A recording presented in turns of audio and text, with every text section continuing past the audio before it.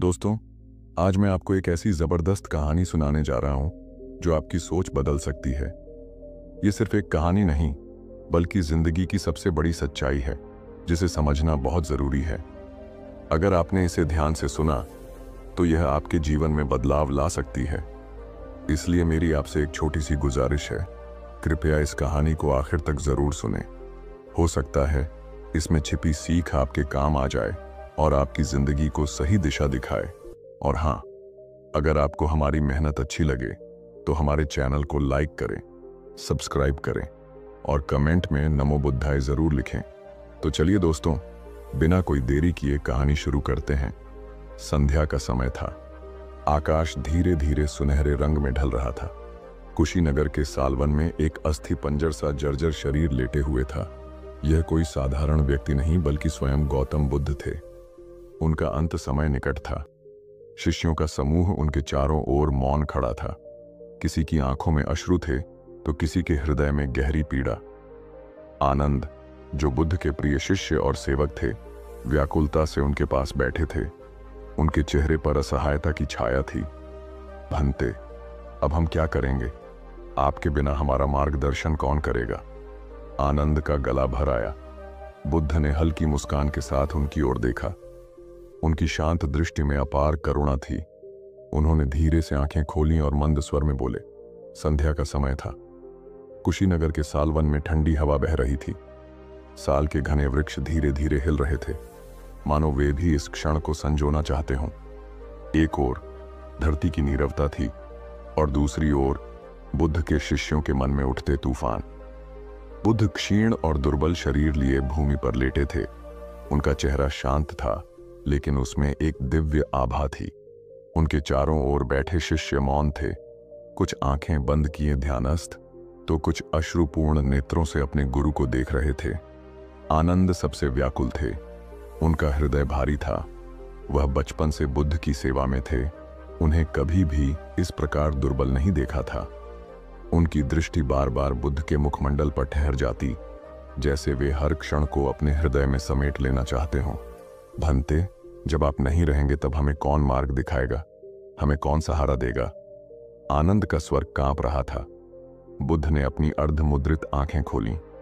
उनकी दृष्टि गहरी थी, जैसे महासागर की अथाह गहराई। उनके होठों पर हल्की मुस्कान आई। आनंद, तुम्हारा भय तुम्हारी अज्ञानता से उपजा है। क्या तुम नहीं जानते कि जो जन्मा है उसे नष्ट होना ही है? शिष्यों के मन में भय और अधिक गहरा गया। वे जानते थे कि बुद्ध अब अधिक समय तक नहीं रहेंगे। सभी को यह एहसास हो रहा था कि उनके जीवन का सबसे कठिन पल समीप आ रहा है। आनंद ने थरथराते स्वर में कहा, गुरुदेव, हम सब आपसे प्रार्थना करते हैं। हमें अपना अंतिम उपदेश दें, जिससे हम जीवन भर उसका अनुसरण कर सकें। बुद्ध ने हल्की सांस ली। आंखें कुछ क्षणों के लिए बंद कीं। एक पल के लिए वातावरण में एक अजीब सा मौन छा गया। हवा थम गई थी, पेड़ जैसे स्थिर हो गए थे और शिष्यों की सांसें भी धीमी पड़ गई थीं। फिर बुद्ध ने अपनी गहरी लेकिन स्थिर आवाज में कहा, एक, संसार नश्वर है, सब कुछ बदलता रहता है। इस सच को स्वीकार करना सीखो। बुद्ध ने धीमी मगर दृढ़ आवाज में कहा, आनंद, यह संसार नश्वर है। यहां सब कुछ बदलता रहता है। कोई भी चीज स्थायी नहीं है, न यह शरीर, न सुख, न दुख। परिवर्तन ही जीवन का नियम है। जो जन्मा है वह नष्ट होगा ही। इस सत्य को स्वीकार करना सीखो, तभी तुम्हें शांति मिलेगी। शिष्य स्तब्ध थे। उनके हृदय में भय था, पर बुद्ध की शांत दृष्टि उन्हें सांत्वना दे रही थी। उन्होंने आगे कहा, जो इस सत्य को समझ लेता है वह मोह और दुख से मुक्त हो जाता है। 2, स्वयं के प्रकाश बनो। बाहरी सहारों पर निर्भर मत रहो। आत्मज्ञान ही असली मार्गदर्शन है। शिष्य गहरे मौन में डूबे हुए थे। बुद्ध की हर बात उनके मन में उतर रही थी, लेकिन उनके हृदय अभी भी विचलित थे। आनंद ने नम्रता से पूछा, भंते, जब आप नहीं रहेंगे तब हम किसका सहारा लेंगे? हमें कौन मार्ग दिखाएगा? बुद्ध ने हल्की मुस्कान के साथ उसकी ओर देखा। उनकी आंखों में गहरी करुणा थी। उन्होंने धीमे लेकिन दृढ़ स्वर में कहा, आनंद, दूसरों के सहारे मत खोजो, स्वयं के प्रकाश बनो। शिष्य विस्मय से बुद्ध को देखने लगे। उनकी आंखों में प्रश्न थे। बुद्ध ने आगे कहा, यह मत सोचो कि कोई और आकर तुम्हें सत्य का मार्ग दिखाएगा। बाहरी सहारों पर निर्भर रहोगे तो कभी मुक्त नहीं हो पाओगे। सत्य को स्वयं खोजना होगा, ज्ञान को स्वयं अर्जित करना होगा। जब तक तुम अपने भीतर प्रकाश नहीं जलाओगे तब तक अंधकार बना रहेगा।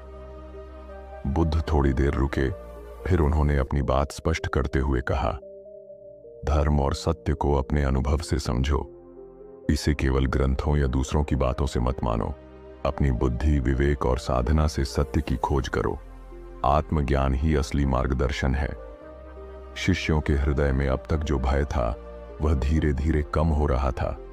वे समझ रहे थे कि बुद्ध का यह उपदेश जीवन भर उनके लिए दीपक की तरह मार्गदर्शक रहेगा। आनंद ने सिर झुका लिया। उसकी आंखों में आंसू थे, लेकिन अब वह पहले से अधिक शांत महसूस कर रहा था। सत्य की खोज करो, आंख मूंद कर किसी बात को मत मानो। तर्क और अनुभव से सत्य को पहचानो। शिष्य ध्यानमग्न थे। बुद्ध के शब्द उनके भीतर गहराई तक उतर रहे थे। आनंद सहित सभी की आंखों में अभी भी एक प्रश्न था, जीवन में सबसे महत्वपूर्ण मार्गदर्शन क्या है? सत्य की पहचान कैसे हो? आनंद ने धीरे से पूछा, भंते, जब हम जीवन में दुविधा में होंगे, जब हमें नहीं पता होगा कि क्या सही है और क्या गलत, तब हम कैसे निर्णय लेंगे? हम सत्य को कैसे पहचानेंगे? बुद्ध ने धीरे धीरे आंखें खोलीं और अपनी गहरी, शांत दृष्टि से शिष्यों की ओर देखा। उनकी आवाज में अपार करुणा थी, लेकिन उनके शब्दों में अटल दृढ़ता भी थी। आनंद, सत्य की खोज स्वयं करो। आंख मूंद कर किसी भी बात को मत मानो, चाहे वह मेरे ही शब्द क्यों ना हो। केवल सुनकर, परंपरा से या किसी के कहने पर सत्य को स्वीकार करना अज्ञानता है। सत्य वही है जिसे तुम स्वयं अनुभव करो, जिसे तुम तर्क और विवेक से परखो। शिष्य ध्यान से सुन रहे थे। बुद्ध ने अपनी बात को और स्पष्ट किया। कई लोग मान्यताओं और अंधविश्वासों में फंसे रहते हैं। वे दूसरों के कहे को ही अंतिम सत्य मान लेते हैं, बिना उसे जांचे परखे। लेकिन सच्चा ज्ञान वही है जो स्वयं के अनुभव और तर्क से परखा गया हो। अगर कुछ ऐसा है जो तुम्हें शांति, करुणा और मुक्ति की ओर ले जाए, तो वही तुम्हारे लिए सत्य है। एक युवा शिष्य जो अब तक मौन था, पूछ बैठा, भंते, लेकिन सत्य की पहचान कैसे करें? बुद्ध ने हल्की मुस्कान के साथ कहा, जिस चीज से अहिंसा, प्रेम और शांति की अनुभूति हो, वही सत्य के निकट है। जो तुम्हारे भीतर लालच, क्रोध और मोह को बढ़ाए, वह सत्य नहीं हो सकता। सत्य की खोज एक प्रक्रिया है। तुम्हें स्वयं इसे खोजना होगा, इसे जीना होगा। शिष्यों के चेहरे पर अब एक नई जागृति थी। वे समझ चुके थे कि केवल विश्वास करना पर्याप्त नहीं, सत्य को स्वयं अनुभव करना होगा। आनंद ने सिर झुका लिया। अब उसकी आंखों में पहले की तरह भय नहीं था, बल्कि आत्मचिंतन की झलक थी। बुद्ध ने शांत स्वर में कहा, आत्मज्ञान की यात्रा में चलते रहो, सत्य की खोज कभी मत छोड़ो। 4. क्रोध का त्याग करो। क्षमा और धैर्य से मन को शांत रखो। क्रोध स्वयं को ही नष्ट करता है। शिष्य गहरे ध्यान में थे। बुद्ध के शब्द उनके भीतर नई रोशनी जगा रहे थे। लेकिन कुछ शिष्यों के मन में अभी भी सवाल थे। जीवन में जो हमें दुख पहुंचाते हैं, उनका क्या करें? अन्याय के प्रति हमारा क्या कर्तव्य है? एक शिष्य जो अब तक मौन था, धीरे से बोला, भंते, जब कोई हमें अपमानित करता है, हमें कष्ट देता है, तब क्या हमें सहना चाहिए? क्या हमें प्रतिकार नहीं करना चाहिए? बुद्ध ने अपनी कोमल लेकिन दृढ़ दृष्टि से उसकी ओर देखा। उनके चेहरे पर शांति और करुणा थी। उन्होंने धीरे से कहा, क्रोध अग्नि के समान है। जब तुम इसे धारण करते हो तो यह सबसे पहले तुम्हें ही जलाता है। शिष्य चौंक गए। बुद्ध ने आगे कहा, क्रोध कोई समाधान नहीं है, यह तुम्हें भीतर से विषाक्त कर देता है। अगर कोई तुम्हें अपमानित करता है और तुम क्रोधित हो जाते हो, तो तुमने उसे अपने मन पर अधिकार दे दिया। क्या तुम सच में चाहते हो कि कोई और तुम्हारी शांति छीन ले? शिष्य मौन हो गए। बुद्ध ने अपनी बात को और स्पष्ट करते हुए कहा, क्रोध के स्थान पर क्षमा को अपनाओ। क्षमा कमजोरी नहीं, बल्कि सबसे बड़ी शक्ति है। जब तुम क्षमा करते हो तो तुम केवल दूसरे को नहीं, बल्कि स्वयं को मुक्त करते हो। क्रोध का उत्तर क्रोध से देने पर दुख बढ़ता है, लेकिन धैर्य और करुणा से देने पर सब कुछ शांत हो जाता है। एक अन्य शिष्य ने पूछा, लेकिन भंते, यदि कोई बार बार हमें कष्ट दे तो क्या तब भी क्षमा करना उचित होगा? बुद्ध मुस्कुराए। क्षमा का अर्थ यह नहीं कि तुम अन्याय को स्वीकार कर लो। इसका अर्थ यह है कि तुम अपने भीतर क्रोध को स्थान न दो। धैर्य और करुणा से सही मार्ग ढूंढो। जो स्वयं शांत रहता है वही दूसरों को भी शांति दे सकता है। शिष्यों के मन में अब शांति थी। वे समझ चुके थे कि क्रोध केवल दुख लाता है और क्षमा में ही सच्ची मुक्ति है। आनंद ने सिर झुका लिया। अब उनके भीतर भय के स्थान पर एक नई समझ थी। बुद्ध ने धीमे स्वर में कहा, क्रोध को त्यागो और शांति को अपनाओ, यही असली विजय है। 5. ध्यान और आत्मनिरीक्षण करो। भीतर झांको, ध्यान ही सत्य को प्रकट करेगा। शिष्य बुद्ध के हर शब्द को आत्मसात कर रहे थे। उनकी वाणी जैसे अमृत थी जो धीरे धीरे उनके हृदय में उतर रही थी। लेकिन अभी भी कुछ प्रश्न उनके मन में थे। शांति कैसे प्राप्त करें? जीवन के उतार चढ़ाव के बीच मन को कैसे स्थिर रखें? आनंद ने धीरे से पूछा, भंते, मन बहुत चंचल है। कभी प्रसन्नता से भर जाता है तो कभी दुख में डूब जाता है। हम इसे कैसे नियंत्रित करें? बुद्ध ने अपनी शांत दृष्टि से सभी की ओर देखा। फिर उन्होंने गहरी सांस लेते हुए कहा, मन को स्थिर करने का एकमात्र मार्ग है ध्यान और आत्मनिरीक्षण। शिष्य एकटक उन्हें देखने लगे। बुद्ध ने अपनी बात स्पष्ट करते हुए कहा, हम सदा बाहरी दुनिया में उलझे रहते हैं, लेकिन असली शांति बाहर नहीं, भीतर है। जब तक तुम अपने भीतर नहीं झांकोगे तब तक सत्य नहीं समझ पाओगे। एक युवा शिष्य ने जिज्ञासु स्वर में पूछा, लेकिन भंते, भीतर झांकने का क्या अर्थ है? बुद्ध मुस्कुराए। भीतर झांकने का अर्थ है स्वयं को समझना, अपने विचारों, इच्छाओं और भावनाओं को देखना। यह देखना कि क्रोध कैसे उठता है, मोह कैसे जकड़ता है और अहंकार कैसे तुम्हें अंधा कर देता है। जब तुम ध्यान में बैठते हो तो तुम अपने मन के वास्तविक स्वरूप को पहचानते हो, और जब मन स्पष्ट हो जाता है तो सत्य प्रकट हो जाता है। शिष्य ध्यान से सुन रहे थे। बुद्ध ने आगे कहा, ध्यान एक दर्पण की तरह है। जब जल शांत होता है तब उसमें चंद्रमा स्पष्ट दिखता है। वैसे ही जब मन शांत होता है तब सत्य भी स्पष्ट हो जाता है। इसलिए प्रतिदिन ध्यान करो, आत्मनिरीक्षण करो, यही मुक्ति का मार्ग है। अब शिष्यों के चेहरों पर एक नई जागृति थी। उन्हें समझ आ रहा था कि सच्ची शांति और ज्ञान बाहर नहीं, उनके भीतर ही है। बुद्ध ने धीमे स्वर में कहा, ध्यान ही तुम्हारा सबसे बड़ा मित्र है। इसे अपनाओ और सत्य स्वयं प्रकट हो जाएगा। 6. लोभ से बचो। इच्छाओं की अग्नि अनंत है, केवल संतोष से शांति मिलती है। शिष्य ध्यान मग्न थे। बुद्ध की वाणी उनके भीतर गहराई तक उतर रही थी, लेकिन अभी भी कुछ प्रश्न थे जिनका उत्तर वे खोजना चाहते थे। जीवन में दुख का मूल कारण क्या है? मन की शांति क्यों बार बार भंग होती है? एक शिष्य ने जिज्ञासु स्वर में पूछा, भंते, लोग हमेशा अशांत और असंतुष्ट क्यों रहते हैं? हम जो चाहते हैं जब वह मिल जाता है तो भी हम संतुष्ट क्यों नहीं होते? बुद्ध ने शांति से उसकी ओर देखा और धीमे स्वर में कहा, इसका कारण लोभ है। इच्छाएं कभी समाप्त नहीं होती। लोभ की अग्नि अनंत है। यह जितना मिलता है उतना ही और मांगती है। शिष्य गहरी सोच में पड़ गए। बुद्ध ने आगे कहा, तुम सोचते हो कि अगर तुम्हें धन, प्रतिष्ठा और सुख सुविधाएं मिल जाए तो तुम संतुष्ट हो जाओगे, लेकिन जब तुम्हें एक चीज मिलती है तो दूसरी की चाह बढ़ जाती है। यह एक ऐसी आग है जो कभी बुझती नहीं, बल्कि जितना तुम इसे ईंधन देते हो यह उतनी ही प्रबल हो जाती है। आनंद ने सिर झुकाकर पूछा, तो इस अग्नि को कैसे शांत करें भंते? बुद्ध मुस्कुराए, संतोष से। केवल वही व्यक्ति शांत और सुखी रह सकता है जो संतोष को अपना लेता है। संतोष का अर्थ यह नहीं कि तुम कुछ प्राप्त ही न करो, बल्कि इसका अर्थ यह है कि जो कुछ भी तुम्हारे पास है उसमें आनंद पाना सीखो। शिष्य ध्यान से सुन रहे थे। बुद्ध ने आगे समझाया, अगर तुम जीवन भर केवल संग्रह करते रहोगे तो अंत में खाली हाथ ही जाओगे, लेकिन अगर तुम संतोष को अपना लोगे तो हर क्षण में आनंद पाओगे।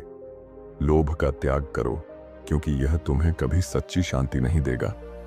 एक युवा शिष्य ने कहा, भंते, लेकिन यदि हमें अपनी आवश्यकताओं के लिए प्रयास करना हो तो क्या यह भी लोभ होगा? बुद्ध ने कोमल स्वर में उत्तर दिया, नहीं, आवश्यकताएं और लोभ अलग हैं। आवश्यकता उतनी ही होती है जितनी जीवन के लिए आवश्यक हो, लेकिन लोभ की कोई सीमा नहीं होती। जब तुम्हारी इच्छाएं तुम्हें बेचैन करने लगें, जब वे तुम्हें अपने वश में कर लें, तब समझो कि यह लोभ है। अब शिष्यों के चेहरे पर एक नई समझ झलक रही थी। वे समझ चुके थे कि असंतोष और अशांति का कारण उनके भीतर ही है, उनकी अनियंत्रित इच्छाएं। बुद्ध ने धीमे स्वर में कहा, जो संतोषी है वही वास्तव में धनी है। जो लोभी है वह कभी सुखी नहीं रह सकता। इसलिए लोभ से बचो और संतोष को अपनाओ। यही सच्ची शांति का मार्ग है। 7. मध्यम मार्ग अपनाओ। किसी भी चीज की अति न करो। संतुलन में ही जीवन का रहस्य छुपा है। शिष्य गहरे ध्यान में थे। बुद्ध के शब्द उनके हृदय में गूंज रहे थे, लेकिन कुछ के मन में अभी भी प्रश्न थे। जीवन में सही मार्ग क्या है? क्या त्याग ही सब कुछ है या भोग भी आवश्यक है? एक शिष्य ने विनम्रता से पूछा, भंते, कुछ लोग भोग विलास में डूबे रहते हैं और कुछ कठोर तपस्या करते हैं। इनमें से कौन सा मार्ग सही है? बुद्ध ने हल्की मुस्कान के साथ कहा, न तो भोग का मार्ग सही है, न ही अत्यधिक तप का। जीवन का रहस्य संतुलन में छुपा है। मध्यम मार्ग अपनाओ। शिष्य जिज्ञासु थे। बुद्ध ने आगे समझाया, मैंने स्वयं इन दोनों मार्गों को अपनाकर देखा है। पहले मैं राजकुमार था, तब भोग विलास में लिप्त था, लेकिन इससे मन की शांति नहीं मिली। फिर मैं कठोर तपस्या में लीन हो गया, यहां तक कि शरीर दुर्बल हो गया, परंतु तब भी सत्य नहीं मिला। शिष्य ध्यान से सुन रहे थे। बुद्ध ने आगे कहा, एक दिन जब मैं अत्यधिक तपस्या के कारण कमजोर होकर गिर पड़ा, तब एक ग्वालिन ने मुझे खीर अर्पित की। उस समय मुझे एहसास हुआ कि अति किसी भी चीज की अच्छी नहीं होती। यदि कोई वीणा के तारों को बहुत कस दे तो वे टूट जाते हैं, और यदि बहुत ढीले छोड़ दे तो संगीत नहीं निकलता। सही स्वर लाने के लिए तारों का संतुलन आवश्यक है। वैसे ही जीवन में भी संतुलन जरूरी है। आनंद ने सिर झुकाकर पूछा, तो भंते, हमें अपने जीवन में क्या करना चाहिए? बुद्ध ने उत्तर दिया, हर कार्य में संतुलन रखो। न तो इच्छाओं में बह जाओ, न ही स्वयं को पूरी तरह कष्ट दो। जीवन के सुखों को समझदारी से ग्रहण करो, लेकिन उनमें लिप्त मत हो। जरूरत भर का लो, लेकिन लोभ मत करो। कार्य करो, लेकिन अति मेहनत से स्वयं को नष्ट मत करो। यही मध्यम मार्ग है, और इसी में जीवन का सत्य छुपा है। अब शिष्यों के चेहरों पर एक नई जागरूकता थी। वे समझ चुके थे कि न तो भोग सही है, न ही अत्यधिक त्याग। जीवन में संतुलन ही असली कुंजी है। बुद्ध ने अंत में कहा, मध्यम मार्ग अपनाओ और जीवन में सच्ची शांति प्राप्त करो। करुणा और दया रखो। सभी प्राणियों के प्रति प्रेम और संवेदनशीलता रखो। शिष्य गहरे ध्यान में डूबे थे। बुद्ध के शब्द उनके हृदय में धीरे धीरे उजाला कर रहे थे, लेकिन कुछ के मन में अभी भी प्रश्न थे। दूसरों के प्रति हमारा क्या कर्तव्य है? क्या हमें केवल आत्मज्ञान की ही चिंता करनी चाहिए, या संसार के प्रति भी कोई दायित्व है? एक शिष्य ने विनम्रता से पूछा, भंते, हम आत्मज्ञान की राह पर चल रहे हैं, लेकिन संसार में बहुत पीड़ा है। लोग दुखी हैं, एक दूसरे को कष्ट देते हैं। हमें उनके प्रति क्या करना चाहिए? बुद्ध ने करुणा भरी दृष्टि से उसकी ओर देखा और कहा, आनंद, जब तक तुम केवल स्वयं के बारे में सोचते हो, तब तक मुक्ति नहीं पा सकते। सच्ची मुक्ति केवल तब मिलती है जब तुम्हारा हृदय करुणा और दया से भर जाता है।